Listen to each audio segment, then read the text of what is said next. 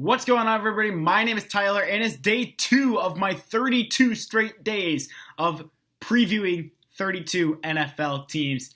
I hope you enjoyed yesterday's video, the Arizona Cardinals. If you haven't watched it yet, the link will be down below.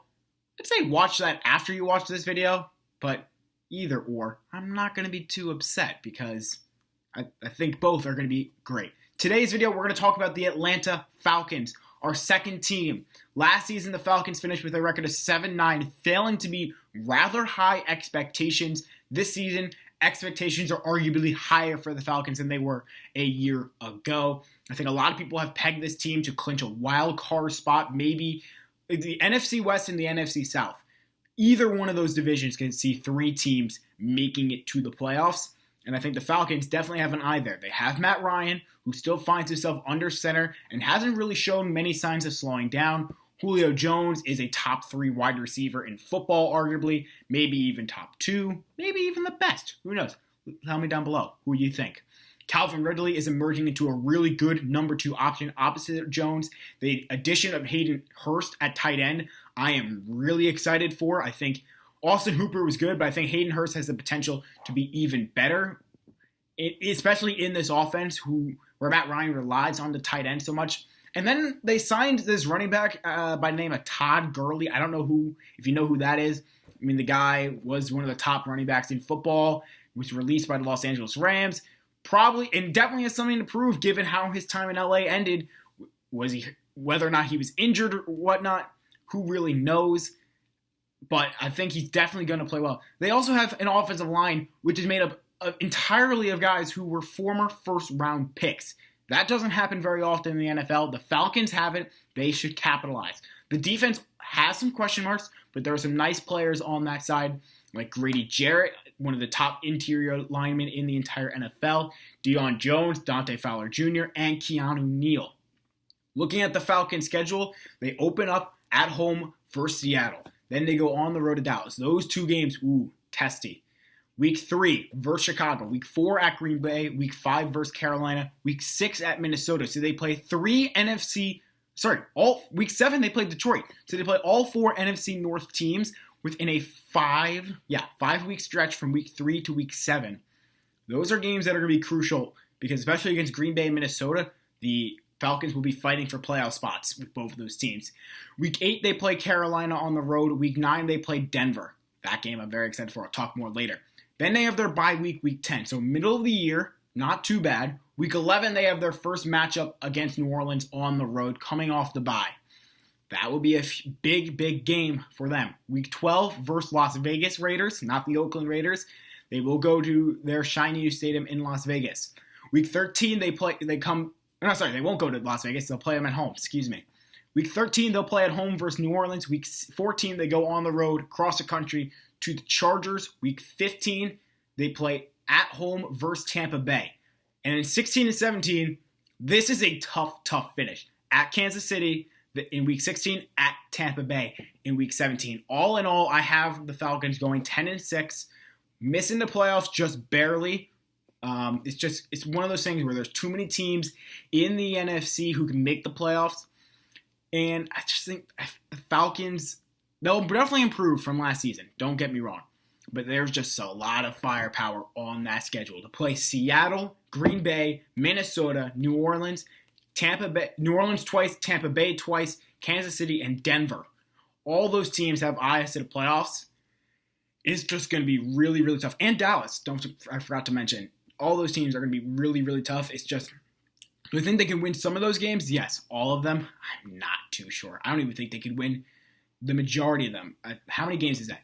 Seattle, Dallas, Green Bay, Minnesota, New Orleans twice, Tampa Bay twice, Kansas City, and Denver. That's 10 out of their 16 games. Winning 5 is going to be very, very tough. But it is doable, I will say. I have them splitting their games against New Orleans and against Tampa Bay. I do have them beating Dallas and Denver, which is nice. Losing, though, to Seattle and Kansas City, not so nice to say. And I also have them losing to Green Bay and Minnesota. So 4-6, I think I have it. No. Yeah, 4-6. Yeah, so I have all their losses coming to some of these top tier teams. I have them beating Carolina twice, having beating Chicago, beating Detroit, and beating Las Vegas in the Chargers. So all their losses are coming to teams that are expected playoff teams, so which is a positive sign if you look at it. The first 9 weeks of the season for the Falcons, we'll see it alternate between playing home and on the road, which will be interesting. Going home, road. Not a lot of time to rest and a lot of traveling. Yeah, that could be an issue. There could be some trap games there where they get caught looking ahead, maybe to playing a team at home or playing a game at home or playing a team who hyped up, like that Carolina game week 5. They could get caught sleeping, look ahead to that week 6 matchup at Minnesota, because that could be a worrisome game. Who knows?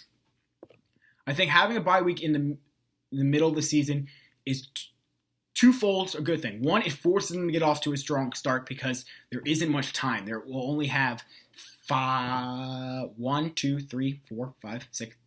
There we go. Math. 7 games after their bye week to really turn things on. If they start slow, it's a lot deeper of a hole they got to dig themselves out of. And also, though, it's a nice part in the middle of the season where they've worn themselves out for the first half, they get a nice week off, and then they can tear themselves apart for the second half of the season. That was poorly worded, but you get my point, hopefully. The Falcons, I mentioned, early on in the season, they played Seattle, Cowboys, and Packers. It's going to be tough to enter that week 5 matchup against Carolina at 1-3 or 2-2. I have them coming in at 2-2, but even then, it's going to be tough, I will say. Just given their opponents, especially since they play both the Cowboys and Packers on the road, not favorable matchups, especially their fans, given the craziness of everything. If they can enter their bye week 5-4 or 6-3, I think they'll be positioned well for the second half, especially, as I mentioned, they'll play the Drew Brees-led New Orleans Saints twice, and the Tom Brady-led Buccaneers twice, and the defending champion Kansas City Chiefs on the road. And just those 5 games will define their season, because if they could win the majority of those games, that means they're here to compete, and they could possibly play up to the level of those upper echelon teams. If not, though, maybe this is not their year. Maybe 2021 will be. So looking at the calendar as a whole and looking at their schedule, these are the 5 games I am most looking forward to. Week 1 against Seattle. Week 4 against the Green Bay Packers. Week 13 against the Saints. Week 15 against Tampa. Week 16 against Kansas City. Obvious reasons. Teams, 4 of which made the playoffs in Seattle, Green Bay, New Orleans, and Kansas City. Kansas City being the defending champs. And the Buccaneers with Tom Brady and that high-octane offense that they have, especially in the passing game, they look to be really good. And especially since the Falcons defense is not entirely great they're average, I'd say. They're not a top-tier defense. They're not a bottom tier, but they're definitely not going to be they're not Legion of Boom level, I will say. And that was a very good defense. I wouldn't even say they're in the same ballpark of the Legion of Boom. Horrible example. But the Falcons, it's going to be tough for them to stop some high-octane offenses, all of which the Seahawks, the Packers, the Saints, the Buccaneers, and the Chiefs all project to have. Ultimately, for the Falcons, I think it's just they got to keep building. They'll finish 10-6 in my opinion. I'll leave the schedule once again down below with the wins and losses for the Falcons this season. And it's just improvement. Hopefully, Julio Jones, he doesn't fall off a cliff too much in terms of his skill level. I don't think he will. Hopefully, Calvin Ridley continues to improve. That'll be important. Hopefully, Matt Ryan doesn't suffer a major injury in the rest of him. And hopefully, the Todd Gurley experiment works. I think for Todd Gurley to be at home now, he played his college football career in Athens, Georgia for the Georgia Bulldogs, not too far from from the Atlanta Falcons stadium.